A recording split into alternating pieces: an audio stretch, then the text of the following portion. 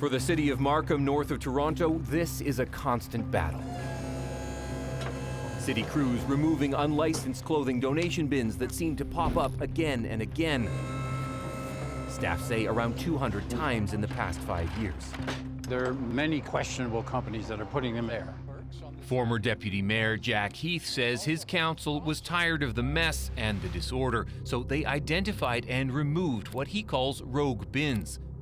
Things then took a violent turn. One city staff member was threatened and her tires were slashed.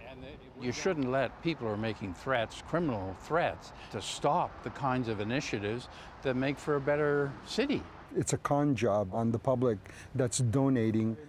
We met Toronto City Councillor Anthony Peruzza at a bin placed on school grounds without permission.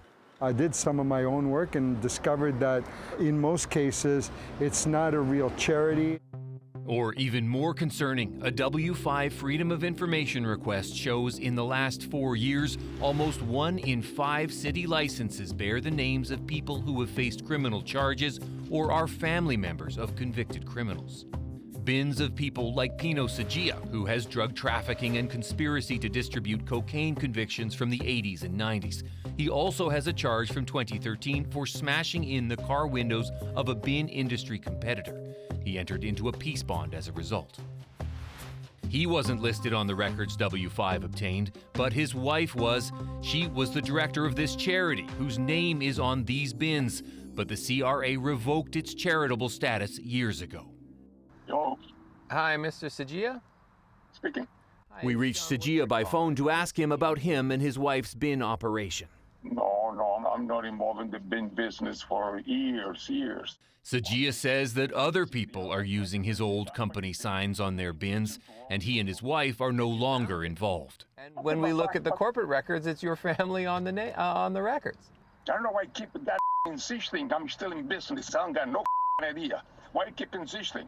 It's just because what you're saying doesn't accord with what our research has produced. Now you stop bothering me because of this. Listen, I don't want to talk to you. Call the police and do what the you want. Have a good day. Goodbye. A situation that Kate Bain of Charity Intelligence says is a sign that something's wrong with the system.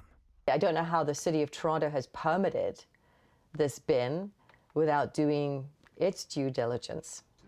Toronto City Councillor Anthony Peruzza says he'll look into whether the city needs to do more. Is this something that you would want to look into?